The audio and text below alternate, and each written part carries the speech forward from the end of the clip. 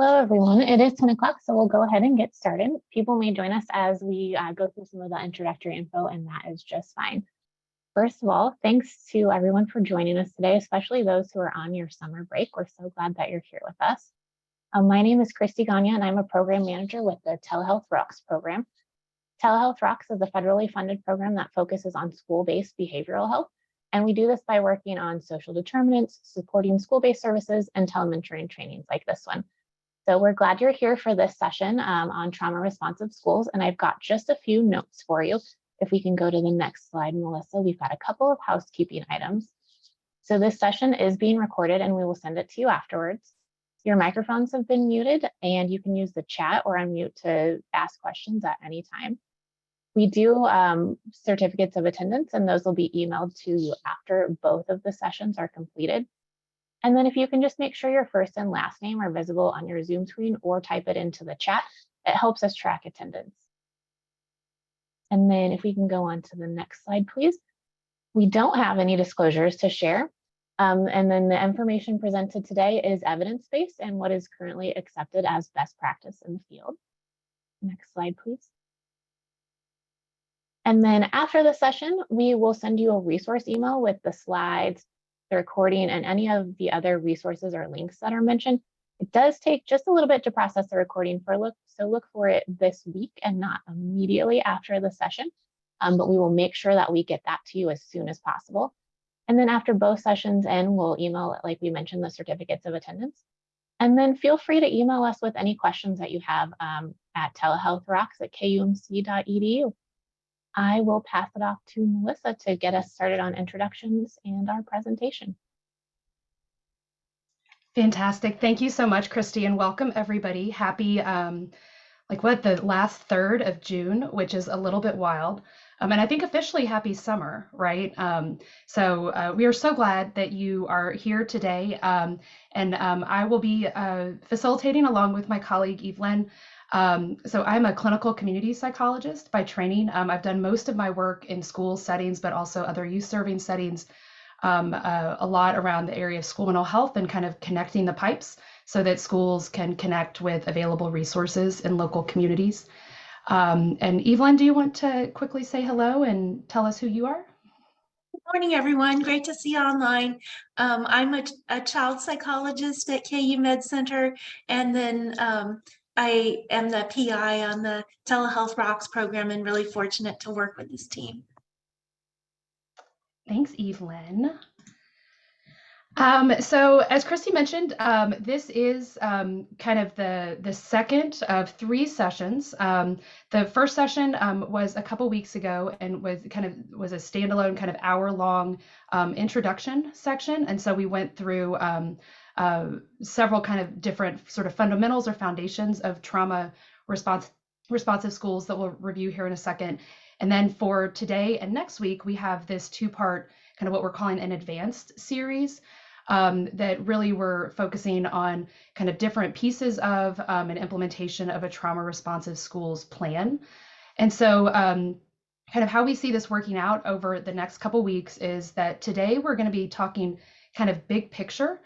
So we're going to be talking about assessing strengths, getting ready for trauma responsive schools efforts, kind of regardless of where that plan might start and end.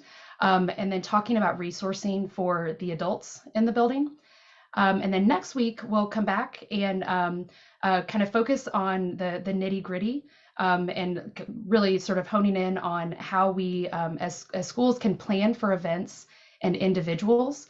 So how we can look at a specific practice and kind of determine how trauma responsive it is or how it could be strengthened. How we can even describe some of the things that we're already doing in trauma responsive language. How we can think about supporting individuals who might be struggling with different behaviors in the classroom and in other school contexts. And then we'll do a little bit of wrap up and next steps. So our agenda for today, we're going to walk through some of these introduction key concepts pretty quickly just to kind of remind folks if you were able to join us a couple weeks ago or offer a little preview for friends who haven't seen this content again. As Christy shared, this is all available online. and can be accessed. And so if you missed it or you want to go back and see it, that is all available. And again, kind of as I talked today, we're going to be focusing on big picture and walking through these pieces. We are going to do some interactive activities. So we're going to do a breakout room and a Zoom poll. And please, if you have any questions throughout our session today, please feel free to type them in the chat. We have a couple of folks from our team on the call today specifically to watch the chat and to monitor and to answer questions. We're always available at that email address that Christy shared at the beginning, but definitely please do use the chat if that's helpful. And then at the end, we will wrap up.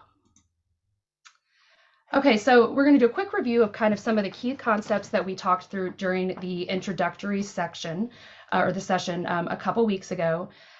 So we spent a little bit of time talking about our approach or our vision for what trauma responsive schools really are, and focusing on trauma responsive schools as school mental health efforts, not just school mental illness efforts. We talked about how schools are really well suited actually to approach mental health from a public health framework that focuses on promoting, positive mental health, building those coping skills all the way through a continuum of additional supports if necessary, but really kind of thinking about what we as folks who work in schools or with schools can offer, not just the young people, but also the adults in our school context, in terms of strengthening their mental health muscles, and that all of that makes it so much easier to deal with challenges when they do arise. We talked a little bit about this idea of a community meeting. So as a kind of quick recap, this idea of these 3 questions, and it can be used to start something, it can be used to end something as part of a transition. If there's a random fire alarm and everybody goes outside and kind of gets discombobulated, coming back together, this is a good way to kind of connect and pull folks back together. 3 easy questions. How are you feeling? What is your goal? And who can you ask for help? And we talked kind of through how that is actually a neurological intervention, that identifying our feelings and sharing those feelings is really important in terms of feeling grounded and making sure our brains are ready to learn. And then we delved a lot more into brains and how our brains work, how our nervous system works, and how trauma is connected, and why it's helpful to understand how our brains work for lots and lots of reasons, including when we're thinking about developing supports in terms of trauma responsive schools. And then kind of ended with sort of this step 1 for schools, which is where we're going to start today, which is to make sure that when we're starting any new thing or trying to revisit and strengthen trauma responsive schools, but also kind of fill in whatever kind of title, initiative, program, acronym, puppet, any of these things that we see that are new and innovative and offer maybe some different kinds of supports or additional supports, we'd love that. And we also recognize that schools are already doing a whole lot of things that are actually entirely in line with kind of the ethos of trauma responsive schools by being consistent and predictable. And so we're going to start there in terms of assessing strengths. We also, of course, talked a little bit about what trauma is and offer this definition. So the 3 E's from SAMHSA, which looks at the experience of an individual after an event that is hard and then results in these different kinds of effects. So those are the 3 E's: the experience, event, and effects. In terms of some of the key introductory information, we reviewed adverse childhood experiences. So we looked at what those ACEs, as they're called, are. We looked at some of the science behind it and that developed around that. And then also talked quite a bit about the brain, how the brain works, how it functions, how we can think about the brain in terms of what we can do to help everybody, including ourselves, stay regulated, and then how we can help folks get back on track if something difficult happens and they need some additional skills and strengths. These are common, and we'll talk in a few minutes about this, but any kind of intro for trauma responsive schools, trauma informed schools, really kind of trauma informed anything, almost always connects somehow to both the ACEs, and then also talks a little bit about brains and nervous systems. Those are key components of sort of a universal training around trauma responsive schools or trauma informed schools. And then again, these were our key takeaways. We kind of already walked through these. But again, kind of where we're going to start off today is this step 1 for schools, which is really looking at assessing strengths, what we already have in place, as a really important step in terms of figuring out where to go next. So assessing strengths. So when we talk about assessing strengths as part of building a trauma responsive plan or strengthening a trauma responsive plan, what we're really talking about is just creating a map of what's already happening, existing efforts and initiatives. And this can be broadly defined or narrowly defined, kind of depending on where you are and what your role is and the context you work in. This can mean, gathering a group of people together who have the perspectives of leadership, your school mental health professionals like school counselors, school psychologists, school health folks, maybe special education, some teachers, like other, folks who can sit down and say, okay, what have we been doing specifically around trauma informed or trauma responsive? And in our school or in our district, in our classroom, in our grade level. So it can be very focused on trauma. It can also be broader. So it can look kind of more broadly and say, okay, so what are we doing overall in terms of supporting young people so that they have greater opportunities to make the right choices and to meet expectations? This might be broadly a school mental health program. This also can absolutely include things like your district improvement plan or a building improvement plan, kind of other goals and initiatives that align. So, trauma responsive schools connects to attendance and those kinds of pieces. So this can be a really broad kind of perspective, or it can be kind of more focused. But some of the key components of why we think this is such an important part of this process is that with any kind of trauma responsive work, it's important at the outset and then throughout to find your people and to make new friends. It is impossible to do this work all on your own. By definition, trauma responsive schools, it's referring to a whole context, a whole building or a whole district where there are a lot of people. And so we need to get as many of those folks involved in ways that make sense. And so what we mean by find your people is find your people who are either have been trained or kind of already speak the language or seem to be kind of mission vision aligned with the work that you do. So kind of the folks who you would typically say, kind of say, hey, if we're inviting the folks who are involved with X, those are the people who kind of are going to be there. And then also to make new friends. And what this means is that once you have that group of folks who are going to come together and everybody's going to kind of be nodding their heads, look around the table and see who is not represented. Make sure that you have classroom teachers represented, so general education folks at the table. Make sure that school leadership is involved. If you have, a school resource officer or, any other kind of law enforcement presence in your context, make sure they're at the table. Do you have a parent representative? And this list can go on and on and on. So also, again, the idea is, wherever you are, you're in exactly the right spot to start whatever it is that you're going to do next. But just to kind of to consider who are the people who you're working with to move this forward. And also that can change. So you can pull other folks in if that becomes important. But certainly as you anticipate doing anything new at all, it's really important to have folks on board from the outset. So that, again, you can look at existing initiatives and see where that alignment is. Also, as part of assessing strengths, whether we're working with individuals or organizations or buildings or communities or states, any kind of group, it's really helpful to kind of establish an assets-based or a strengths-based framework from the start. Folks respond better and are much more motivated to change their behavior when we recognize all the great things they're already doing and celebrate that work and celebrate that effort. And again, just acknowledging, yes, these are the things that we have done. Maybe some of it worked the way we thought it would, some of it didn't. That's okay. We're here again, kind of moving forward.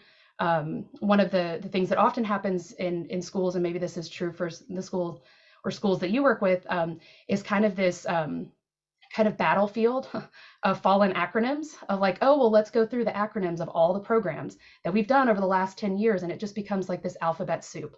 And so there's initiative fatigue. That's a real thing. And so I think this is a place where we can come together and acknowledge, yes, here's what we did. here's what we want to continue to do. Here's what we maybe don't want to continue to do or adapt. This is what we want to expand to more kids or to more adults. But a really important part of this strengths-based assessment is kind of getting a clear sense of where you are. This is also a great part or a great piece in this process, not just to align goals. And again, I mentioned kind of district or building improvement plans. It's always a good idea to find ways to connect what we're doing in schools at any point to kind of the broad, kind of more accountability focused goals. And so being able to say this activity that I'm doing contributes to either academic performance or attendance, or positive behaviors in the classroom or teacher retention, any of those pieces that we can start to build those connections is always going to be helpful. And also kind of checking our vocabulary. And so right away, just want to acknowledge that with our vocabulary and the way that we titled this series and even our introduction, calling this trauma responsive versus trauma informed versus trauma sensitive, these are all important words. And they do, in some spaces, really clearly mean different things. Our experience collectively is that at this point, kind of in the trauma-informed responsive evolution in schools, the language has gotten pretty muddy. And so what is the difference between trauma-informed, trauma-responsive, trauma-sensitive? I think it depends. We really are liking kind of the trauma-responsive language right now, and we're seeing that more evident in things that are happening at the state level and nationally. So that's why we went with trauma responsive. But again, this is a time as you're working with your friends and new friends and teams to just have those conversations. What do we mean as a group by trauma informed or trauma responsive? What's the language we're going to use? What is language we're not going to use? This is also a great time to anticipate, depending on your context and how things are going in your community. It's a great time to anticipate where there might be some potential roadblocks or pitfalls. So if you are working in a school or in a community or in a context where there is perhaps some new or evolving politics or issues around things like social emotional learning or critical race theory, lots of conversations about equity. We love conversations about equity. It should be a part of everything we do. This is also a time to kind of say, okay, vocabulary wise, or the words we use, this is what's going to be helpful for the work that we're doing, and just to be aware of it. I think there's all kinds of reasons to make all kinds of choices in terms of language. I don't think there's any one right way or wrong way. I think that being prepared is always easier. And so just to kind of have that conversation and think it through.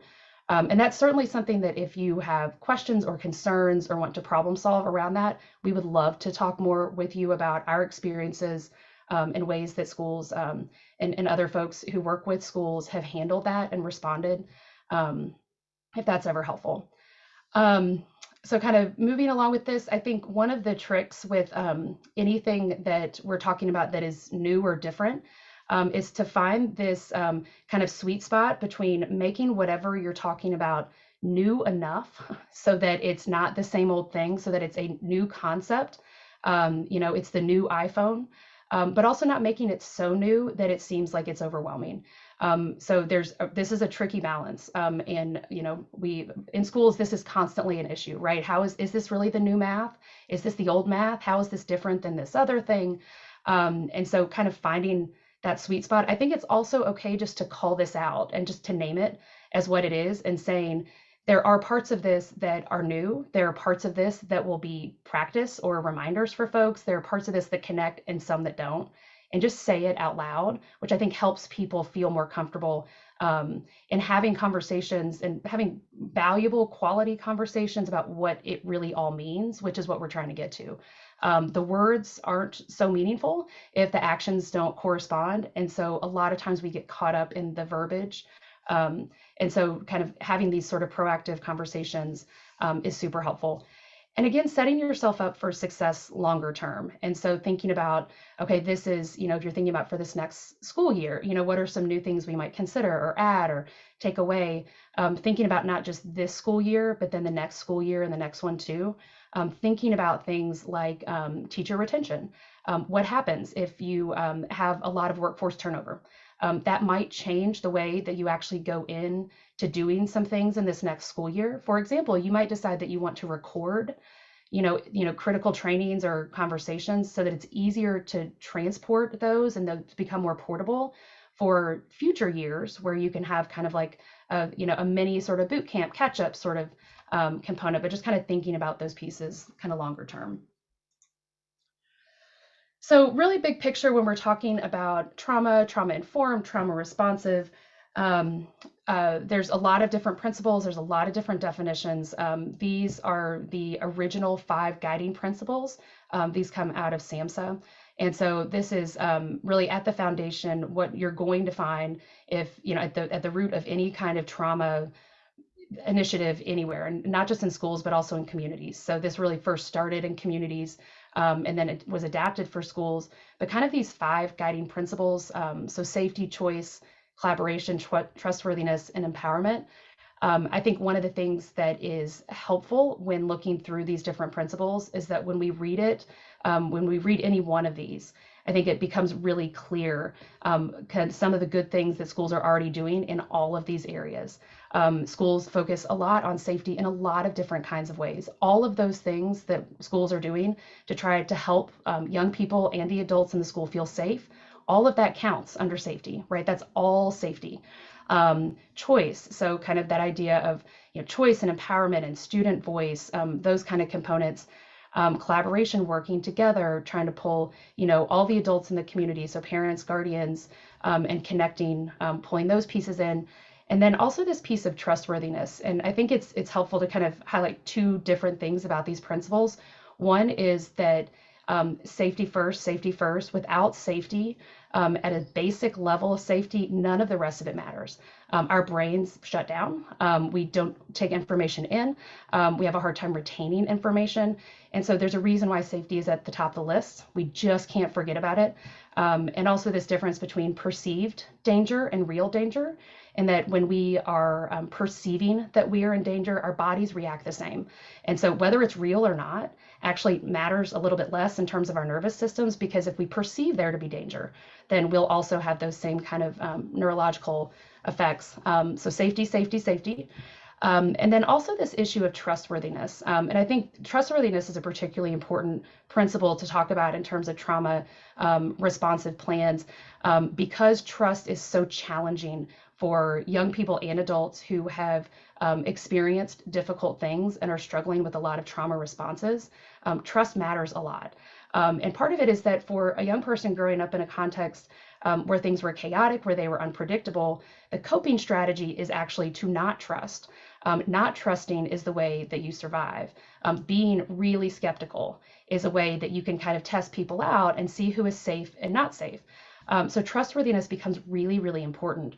And just in general, kind of, I try to always take with me that part of trust is acknowledging that we're human, and we are all human, which means we make mistakes. We succeed most of the time, and we also make mistakes, and that it's okay to acknowledge when we make a mistake and apologize. Wow, you're right, I didn't think about that. I appreciate you sharing your feelings with me and bringing that to my attention, and I will work on doing better next time. I'll change my behavior in this way. It's okay to apologize. It's okay for adults to apologize to young people, and certainly for everybody to do that work together. Okay, so trauma sensitive school checklists. So I want to talk a little bit about what this is, and then we are going to separate out into a couple different breakout rooms and talk in a little bit more detail. So this checklist is about 10 years old, so it's been around for a while. You'll see here trauma sensitive, trauma responsive. Hang in here with us. But this is a nice way that a group of folks in a school context can sit down and walk through. There's 5 different sections based loosely on the 5 different principles from SAMHSA.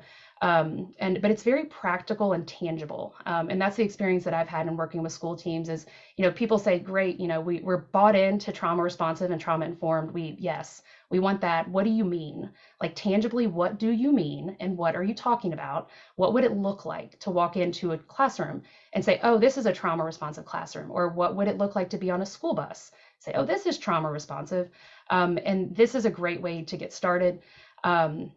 Kind of in terms of the scale, so 1 to 4. So there's a bunch of different, kinds of practices, or this is happening in my school. It's very specific, and I'll show you here in a second.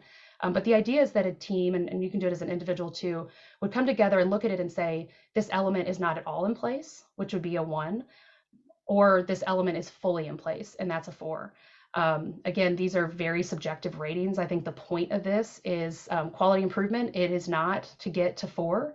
That's not there's no grading. I'll give you a gold star no matter what.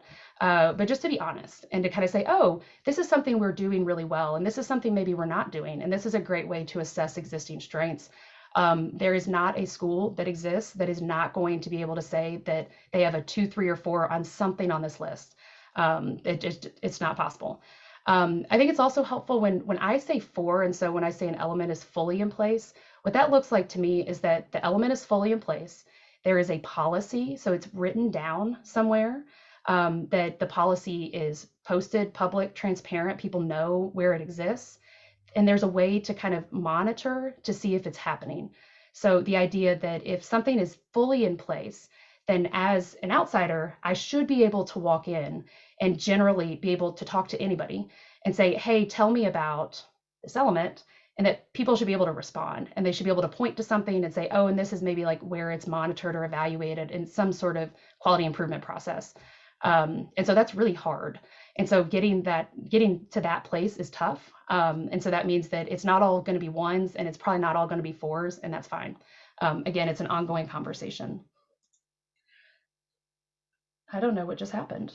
Oh, look what it did. It took me to the actual, that's fun. Hang on. There we go. Okay. So this is one section of this trauma sensitive checklist. This is the classroom strategies and techniques. And so what we're hoping to do is to split up into a couple of breakout rooms for about 10 minutes and have some conversations about this. Have some conversations about maybe where you are on one of these elements, maybe if something pops out as a strength, and also kind of just what it's like to look at this. Is this a surprise? Does this align with other language that is used in your context to talk about the work that you're already doing, and just to kind of have some discussion? Then we're going to come back together and do a kind of a quick recap and continue from there. Evelyn, did you have kind of some ahas that you wanted to share out? Well, I didn't time my thank yous perfectly, so I got sent out of the room before I got to thank our group. I really appreciate folks sharing their ideas and comments. So we looked through the survey, and kind of our group especially wanted to talk about the family partnerships domain. Just kind of, I think, sharing together, it's one that we as a group really thought is super important, but sometimes is challenging. So we shared some creative ideas that folks have done, with back to school and raffles and kind of getting that parent enthusiasm engagement. We talked a little bit about community health workers and how they may be a link with family partnerships.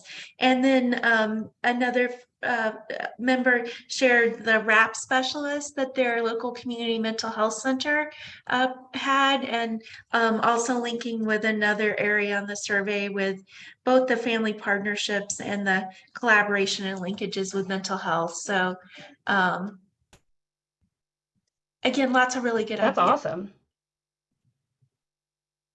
Yeah, no, and I love that input on that part of the checklist. It's interesting because one of the things that came up in room 1 in our discussion was it was a little bit of I turned it into a little bit of a plug to come back next week so that we could talk in more detail about some kind of specifics. So we were, one of the friends in our room was talking about sometimes the struggle between approaching trauma responsive efforts at, say, an elementary level versus secondary.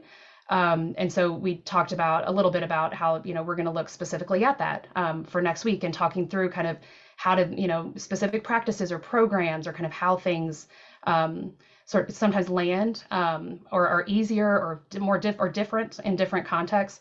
And certainly, I think it would be fun to look to at certainly family and community engagement. And we've got a really cool tool that we can show you all that, and we'll walk through, that I think has some good, very tangible strategies for kind of evaluating any practice and determining, how trauma responsive is it, and kind of looking for opportunities for improvement there. So I love that input. All really good things. And we had some discussion around kind of outside additional resources and how we can best balance those pieces. The other things, and definitely if you were in room one, feel free to pop in the chat and share things either that are different than what I say or if I missay anything. But we talked a little bit about the language in some of these actual elements that are in the classroom strategies and techniques. So we talked about, what if a school or a district hasn't been doing much by way of trauma informed or trauma responsive in name, but is doing a lot of social emotional learning, and kind of how that might show up on this kind of component. And then I think it was Christina pointed out, and love this point too, how this is, I think I've experienced this as a good step towards becoming more tangible and concrete, but there's still a lot of opportunity for different ways that this can be used. And so we were talking about this last element, opportunities exist for learning how to plan and follow through on assignments, and how that could be interpreted in a lot of ways. Is that getting closer to a very, like a thing where we could say this is a trauma responsive practice? Yes. And that can be interpreted in a whole lot of different ways. Who is defining it? How do we, help teachers and administrators create more strategies? How do we match that to what maybe a particular student needs or a classroom, and balancing those pieces? So we had a lot of great discussion around that as well. So certainly, I know we were not able to capture everything from 2 breakout room discussions there. So please feel free to add in the chat. Again, next week when we come back, and that we do have some really interesting, cool kinds of resources that we want to share around kind of digging very specifically, more specifically, narrowly into, this program is, I get this question a lot. Is this particular program, is this considered trauma responsive or trauma informed? And that's a great question. And so something that definitely we want to talk through in a little bit more detail next week.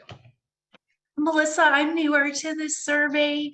Could you describe, do you see it being used at like a school level, or how have you seen it used in schools? Yeah, no, I appreciate that, Evelyn. I have seen this. So the first answer is not satisfying, which I've seen it used in all kinds of ways. The second, this might be more helpful. I have often used this with district-wide kinds of efforts. So a lot of times with trauma-informed or trauma-responsive initiatives, kind of the first thing that people do is bring everybody together for like a giant professional development day. Sometimes it's a full day, sometimes it's a half day, and like everybody's together. And then the idea is everybody's going to hear the same content. And then oftentimes, like in the afternoon, there's like some sort of building level planning opportunity where, the groups will meet and talk in a smaller group about things in their context. And so I've used this before, or even parts of this or elements of this, depending on, I've worked with district leaders to like look through this and say, we're really trying to, strengthen our positive behavior supports or behavior management or family connections or community. Like they'll pick an element or even a section out, and then have folks do like a self-assessment and talk through it. I have used this some with like a grade level band. And so if there's, a larger school, there's more, teachers in a grade level. If kind of, as Christina was kind of pointing out, we were talking through, what does any one of these things mean? And are we seeing consistency across contexts for any of it? And so then having teachers actually assess their use of these in the classroom, and then kind of reflect out loud around it. And then kind of what I always suggest, and there's a nicer way to say it, but there's a little bit of like, you gave yourself a 3 or a 4, prove it. Like, what does it look like? I want to be able to see it. Can you act it out for me? What does it sound like? Is it working? Is it not working? That kind of thing. And so I've seen it used in a lot of different kinds of ways. What I have not seen it used successfully as is any kind of like like a yearly, like something that's done by everybody yearly and then like put on a graph, and then there's a lot of comparison back and forth. That has not seemed to be as useful. That is one way that folks use this. I personally have not found that to be a very effective strategy. Folks get more concerned about getting a 4 than the elements, which we're all naturally prone to. Yeah, that's a great question. Okay, so we talked about assessing strengths, and now we're going to shift and talk a little bit about getting ready, and then we're going to talk about resourcing for the adults. So in terms of getting ready, I think part of the getting ready part is just recognizing that is a step. I kind of, as Evelyn just asked, and I was talking about, I've worked with a lot of districts who are in different places in their trauma-informed, trauma-responsive journey. Oftentimes there doesn't seem to be a whole lot of the getting ready part. And so this is our plug for spending some time to get ready. And I think part of the idea is that there's, planning is always helpful. This idea of trauma responsive for life, like I think it's just the idea that when we're trying to promote trauma responsive schools, how we go about building capacity for that should also be trauma responsive as much as possible. A great example of this is, and I've done this, where again, the trauma responsive training at the beginning of the school year is this big launch. We bring all the adult humans together. Often when adult humans want to be in their classrooms or other contexts preparing for school, we bring them all together and sit together and talk a whole lot about trauma and really difficult things for a long period of time. And then we wonder why folks sometimes don't remember it. So that is not a trauma responsive way to build capacity for being trauma responsive, right? So part of understanding our brains, et cetera, is we have to practice what we preach. And I've also seen schools do this really, really well. So schools that absolutely build that community meeting around every single meeting that they have at all. I've seen school boards do feelings check-ins at the beginning and end of school board meetings, like it's part of professional development, just making it a part of routine. And then that's more of what I mean by doing things in a trauma responsive way when we're trying to build this capacity. We talked a little bit about this, but just considering your audience, regardless of content or expertise or new things that are going to be coming in from the outside of schools, one thing that folks who are in a school always have in abundance and are always going to be the experts on is their school and the audience. And so knowing your audience and knowing how this typically works with other initiatives, look at other things that have rolled out and kind of where has it gone well, where has it struggled, is it that there's too much site-based decision making, so every building is kind of doing stuff on their own? Is there too much district level decision making? Like, is there too much health? Is there too much academics? Like, how has this worked in other initiatives? And knowing your audience, and just considering your audience and planning for that. And we talked a little bit in our small group or in our breakout room about this. But one of the things that I really like about trauma-informed, trauma-responsive, and really thinking about brains is that I find that this content, more than any content on school mental health that I've ever presented, resonates more with secondary level friends than I'm always surprised at how much it helps talking about the brains, talking about the nervous system, in comparison to some of the other initiatives that have evolved. And so thinking in that way. So how do you seat people? Like just thinking carefully about how you do that. And again, that humans are going to human. And so people are humans and we learn interpersonally. And so if you have folks sit down and then you just inundate them with all of this information that includes a whole lot of stuff around trauma, it's going to be hard. And we can think about that in advance and kind of plan for that.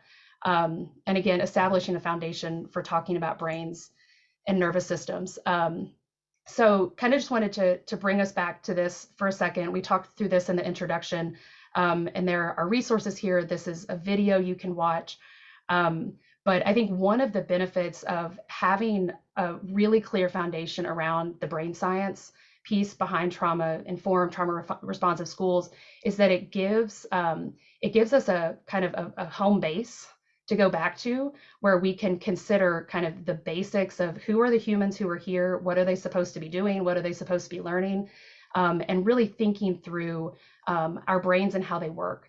And so when we talk about doing this activity and what we did a couple weeks ago, part of it is doing the hand, like have people practice with their hand and go through the whole thing.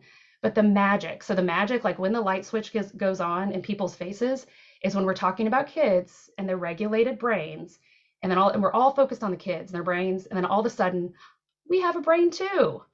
And it's that one that people are like, oh, that's right. I have a brain and I get dysregulated. And it's all of a sudden this empathy opening that creates a different space. So establishing this, as silly as it seems, means that later on, this becomes a quick way to check in with the team. Hey, how are we feeling? Are we here? Are we here? How are we? What's going on? And it becomes a way to kind of quickly check in to see where people's brains are. And how people are feeling, so that you'll know, okay, we need to take a break, or hey, we need to, do some grounding exercises or revisit some self-regulation pieces. And so that's that component. So trauma responses, wanted to talk just for a minute about this. We all have different trauma responses, and they typically are kind of in these 4 areas. So fight, flight, freeze, or fawn. You all probably heard of these. Kind of the classic is you're walking in the woods and a bear pops out. Like, what do? Do you fight it? Do you run away? We have evolved our thinking around this, but typically most of us have one common way that we respond, and that is kind of considered our kind of go-to trauma response. So we thought it might be kind of interesting, and would maybe be a good conversation just to see maybe as a group where our trauma responses are. It's okay if you're not sure, if maybe you think you have 2, but we are going to put up a quick Zoom poll. This is totally anonymous, so nobody's going to know what you're selecting. But just as a group, kind of to do a quick pulse check around what are our trauma responses as a group. Are we, more prone to fight? Are we more prone to flight, to run away? Do we freeze, or do we fawn? So go ahead and let us know what your trauma response is. So this is really interesting, and doing this in an anonymous way, I think, is a key part of it. I have done similar kinds of activities with groups before. I think we want to be really careful, again, being trauma responsive in our trauma responsiveness, to not put people on the spot and have them disclose different things, and that can be really, really challenging and problematic. But this is a pretty interesting distribution. So fight, flight, freeze. It's very typical to get, especially with this audience that we have, like who we are, as adults who are professionals working in school mental health. That often means that many of us who might have, or other folks who might have kind of gone in this direction, early on, we end up learning not to fight as much. And so often the friends who really can't get past the fighting, especially the really overt, loud, aggressive, kind of dangerous fighting. So those folks often don't end up kind of where we are now. And then certainly flight. So these are the elopers in an elementary, middle school. These are often the young people who flight are often the young people who don't make it to school at all. So attendance issues often are can be related to kind of a flight trauma response. And then freeze and fawn. So especially among adult professionals, we see a lot of freezing and fawning. Freezing being that it's the same thing as when I'm running away or fighting. My brain is not working in the same way, but I'm frozen and I can't move. And then this new one, which is a little controversial, but this idea of fawning, which is really the people pleasing, really looking at a situation and trying to figure out what you have to do to be able to do what you're supposed to do based on what other people are expecting of you. So this is really interesting that we have a really clear balance here. It would be the kind of thing that this information would help me if we were doing, this with a whole district and we got this kind of anonymous information.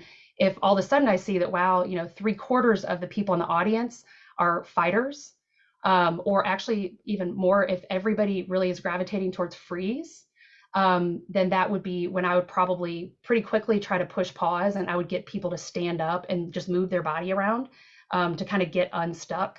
I might do some quick things to see, like, where are people's cognitive abilities in terms of, just basic recall, kinds of components, those are all ways that this kind of information can be used. And so do I close out of the, I'm gonna let you close it, Christy, so that I don't launch a rocket.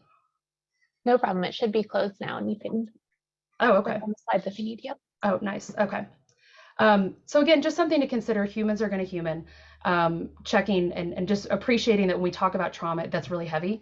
And so we want to make sure we're, front loading all kinds of activities to help people stay present and learning. Because again, when we are in any of these really, significant trauma responses, our brains just aren't working. So it's not an I won't brain, it's an I can't brain, and things just won't stick. And so that leads to a lot of wasted time with PD that nothing's sticking. And so just kind of from a basic sort of let's be effective and quality improvement, this can be a helpful way to maybe kind of think about that. Okay, so we talked about assessing for strengths and getting ready. And now we want to talk a little bit about resourcing for the adults.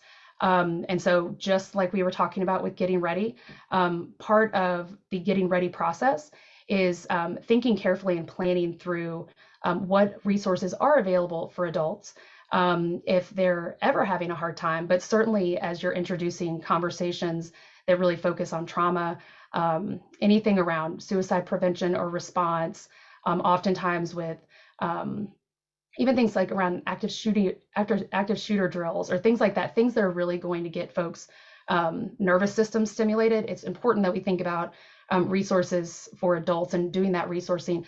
As schools, we typically are much more prepared to support young people when they are struggling than we are the grown-ups. And when I mean grown-ups, I mean school staff, school employed staff, leaders, but then also parents and guardians.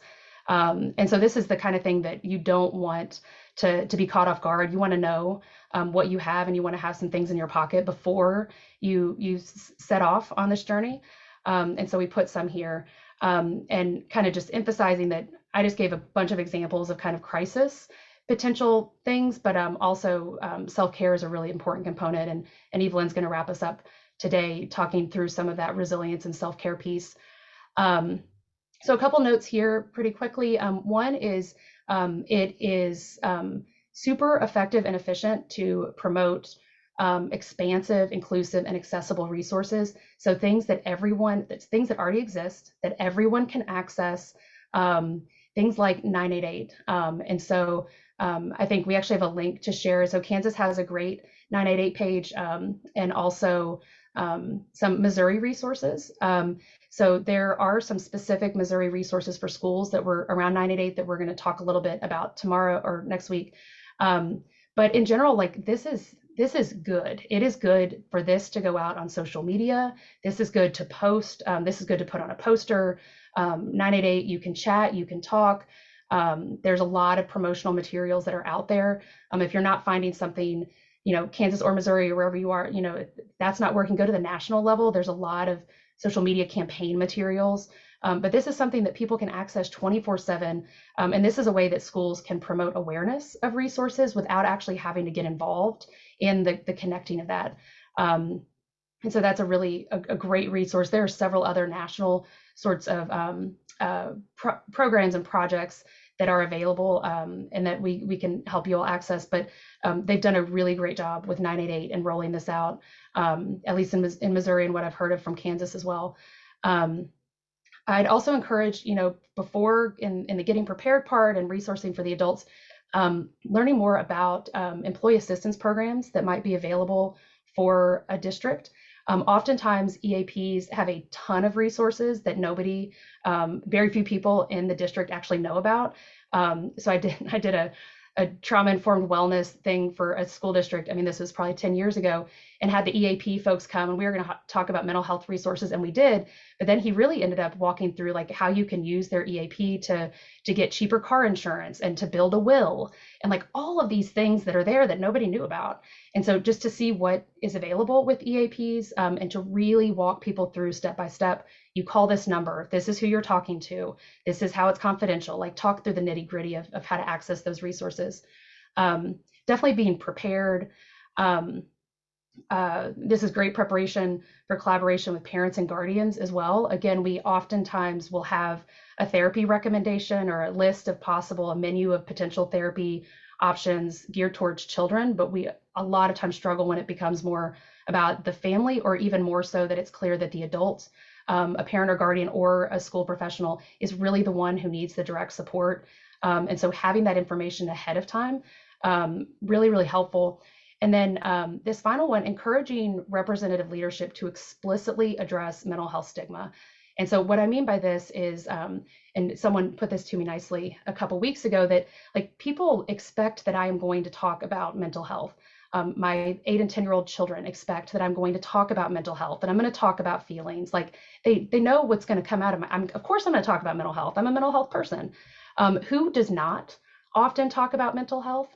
Who could talk about it and then talk about it in front of people? And so where this has really worked is when, there is a principal or a coach or, a teacher that has a lot of respect and is a real, decision maker and leader, who will acknowledge out loud mental health is real, mental health challenges are real. I've seen this work in some cases where people will kind of do some light disclosure of, growing up, I had a chaotic household, this is what I did. I've been to therapy, or my friend has been to therapy, like something that's just acknowledging it out loud in front of a lot of folks.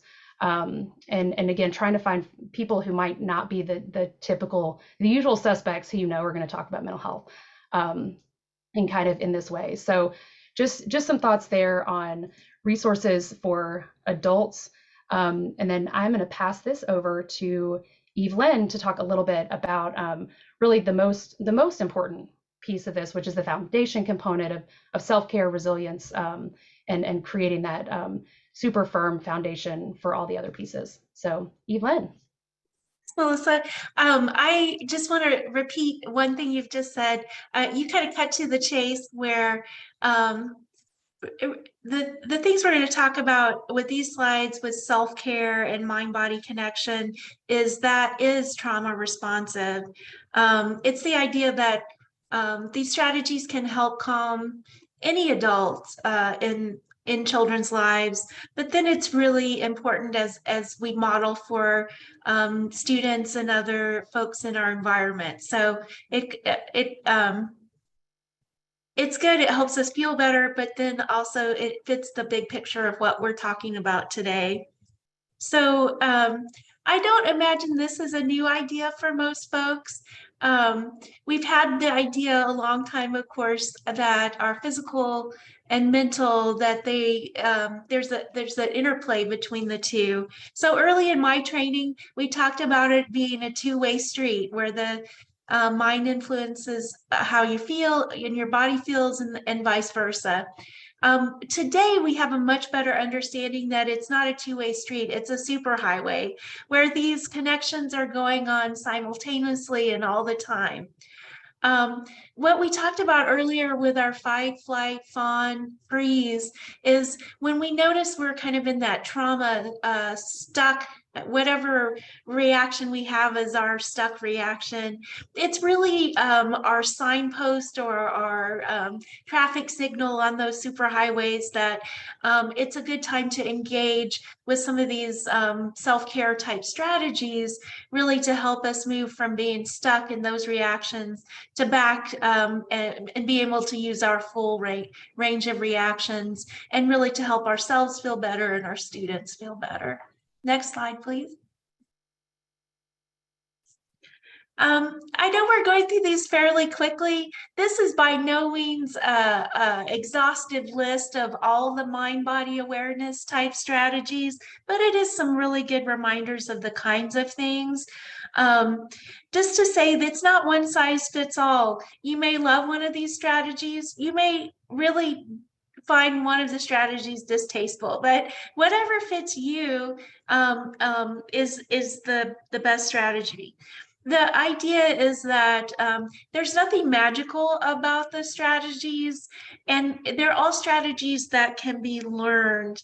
And like with anything, the more we practice some of the strategies, then it's going to allow us to use them first in times that we're more calm, and then as we get really good at them, it helps us use it when we're in that fight, flight, freeze, fawn stage, and kind of help us move from being stuck to unstuck.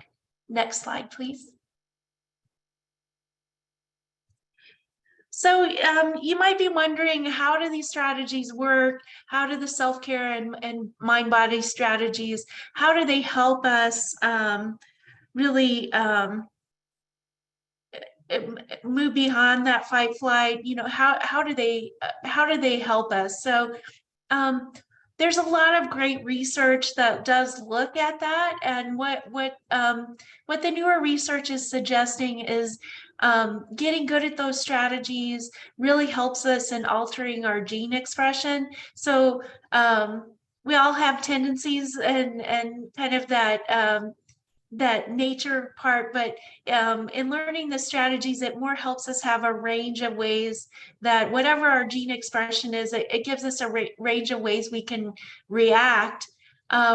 And the really cool part with getting good at the mind-body strategies is it actually changes how we perceive stress. So it kind of, we've all had the shift in mindset, but we also see it really does change our body reaction as well. It can help with things including improved cognitive flexibility, decreased perceptions of pain. All those are really cool, but day in, day out, it really can help us in how we perceive threat, and then how we don't get stuck in the trauma response. Next slide, please. Again, I know folks have probably encountered this list before, but just kind of to go through again, that all these things that you're likely doing day in, day out. Of course, for me, these are a lot easier on summer break, where there's a little less stress for me, and perhaps for others, but practicing these in summer break and then continuing them on into the school year can really help protect against stress, and then also be in our toolbox for trauma responsive care. The first one y'all are doing today, so seeking social support. Again, these strategies are useful, but they're not magic or easy. They're things we have to all practice over time. So the social support and kind of having the common language around trauma is really useful. Healthy lifestyle behaviors, of course.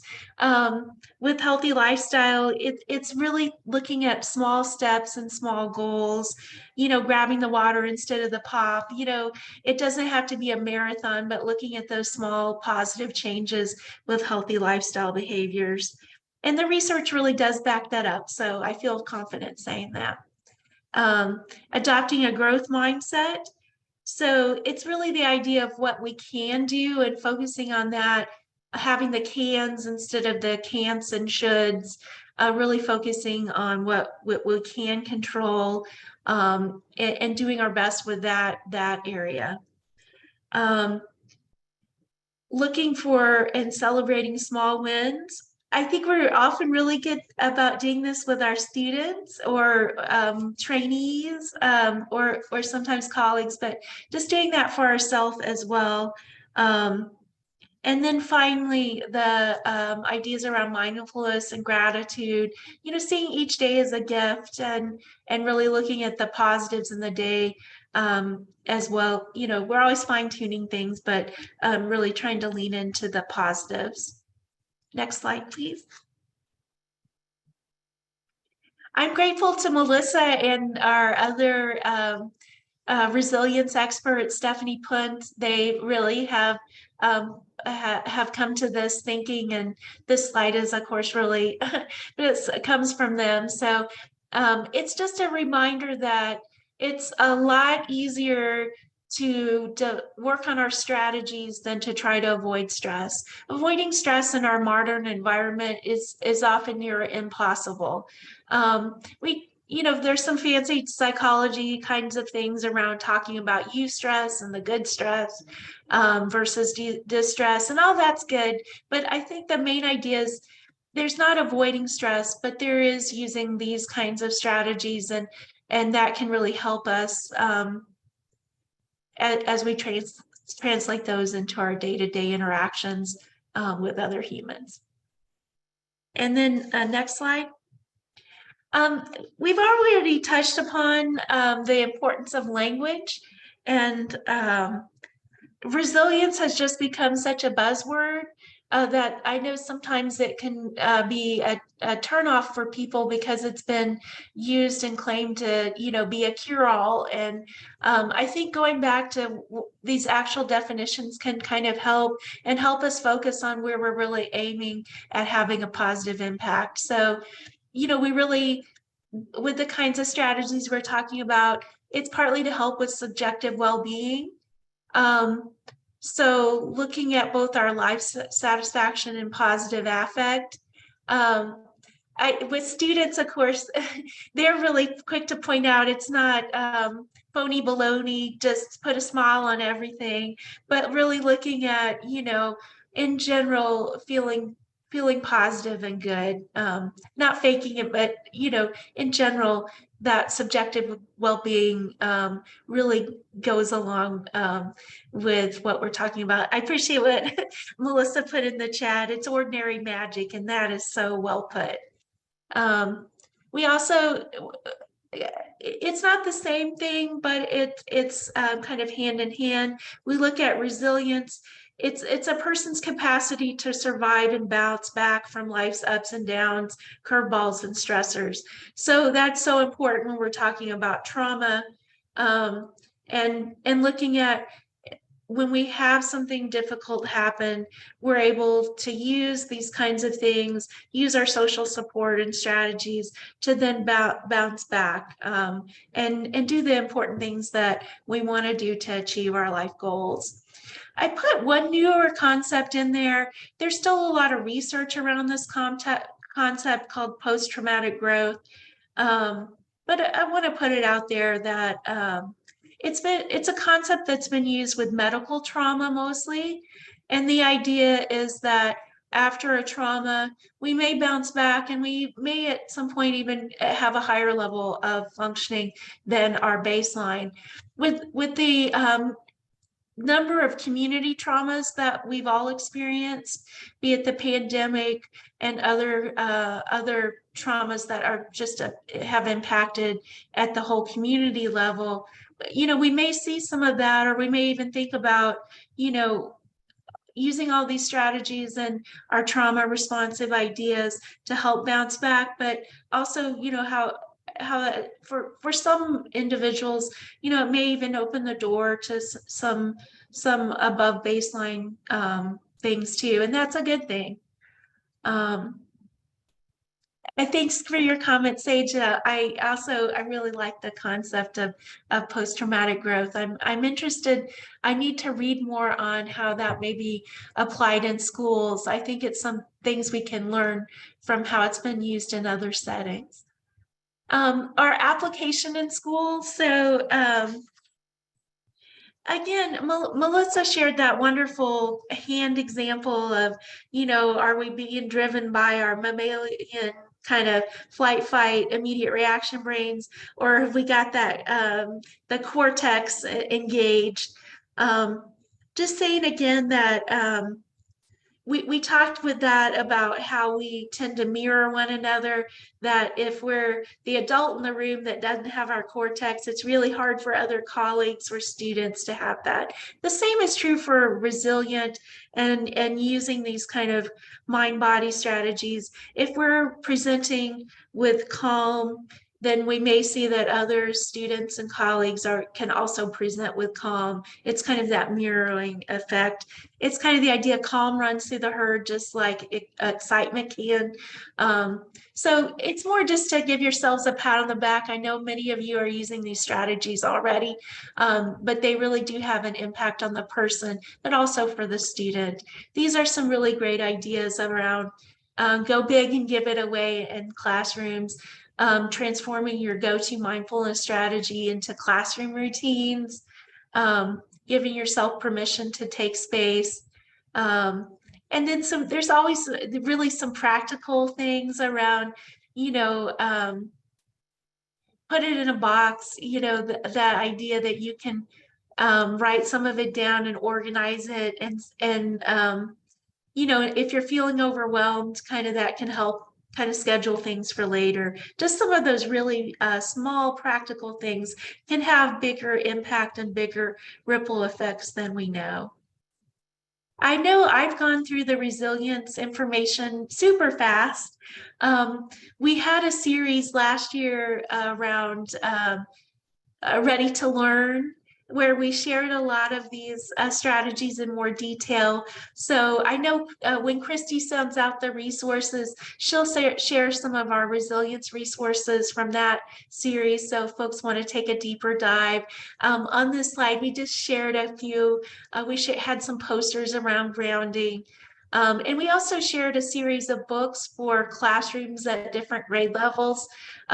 We'd love to hear from you. You may know some better books and resources than we had. So we'd love to hear from you if there's things to add to that list. And then just with this, I love breathing is my superpower. I love that series. So that's one of them ones. And of course, some ones. I know people really love The Body Keeps the Score. That was one of the more popular ones. So with that, I'll hand it back to you, Melissa. Thanks for letting me share some of those thoughts. Yeah, absolutely. Thank you so much, Evelyn. And yes, also alpha breaths. There's so many good ones. And you know, I will also just make a plug that even though some of these books, some, you know, even like a hard, you know, a hard book, that we look at that and we think, oh, well, that's for pre-K or maybe like first and second grade. And you'd be surprised how often some of our older friends, some adults, actually really appreciate if we can get past and just kind of accept that we like what we like and what works works. Something like an alpha breaths or, you know, breathing is my superpower can be really effective at different ages. There's something for every age for all of these kinds of grounding strategies. That's kind of part of that ordinary magic, is that anybody can do it. And sometimes we just have to adjust a little bit so that it's a good fit. So in terms of our key takeaways, as we wrap up today, so one is starting with strengths to gain traction and buy-in. And so really, you know, we started here and I'll end here. We know that every single school already is doing things that align with trauma responsive, kind of a trauma responsive vision. Being consistent, predictable, having a schedule, having a regular bell schedule. These things seem so simple, but actually they are often a basis for a consistent and predictable routine, which is a whole lot of what being trauma responsive is about. It's just creating safe spaces that are very consistent and predictable, where things happen the way they're supposed to or the way they always have, and there's kind of a routine there. So, you know, we definitely advocate an assets-based approach at the beginning in terms of developing a trauma responsive plan. This reminder to be trauma responsive in your approach to being trauma responsive. This is something that we as a team have worked really hard to try to keep front of mind, even in the way that we structure presentations or, you know, trying to include grounding strategies, kind of how we start content or end content. And it's easy to do once you remember it and once you think about it. And so just incorporating and just doing it on purpose, and then kind of helping other people see what you're doing. So doing it on purpose and doing it out loud and just talking about it. And I've worked with a number of really terrific classroom teachers who are super duper trauma responsive. They don't use that language, but they just say, well, I do this because it works. And so great, that's a great place to start. If it works, fantastic. And it'll be a, you know, really nice, clear transition and a start to the day and a community check-in. And we can put all these different words to it, but it's just what works. So remembering that kind of in the different ways that we do things. And again, being prepared for humans to human, and that we're all human and we're all going to human all over each other all the time, because that's how it works, because we're human. And so I think a lot of times we become so focused on the young people in the context that we work in, that we forget about the grownups, we forget about ourselves and everyone else. And we really are all kind of our own little brain, right? And we're all regulated and or not regulated at different times. It's all over the place. So I think when we accept that and kind of have this radical acceptance and validation of our feelings, then kind of as Evelyn was focusing on, there are so many things we can do strategy-wise that really do make a big difference, but they're small things every day. And so figuring out those components. And then Christy, I think I'm going to hand it back to you. Sounds great. Do we want to see if anybody has any questions first before we wrap up? We do have a couple of minutes. So if you have a question, feel free to type it in the chat or to unmute and ask.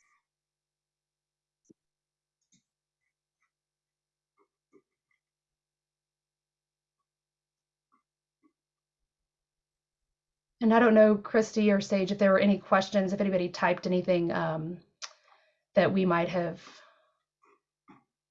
missed.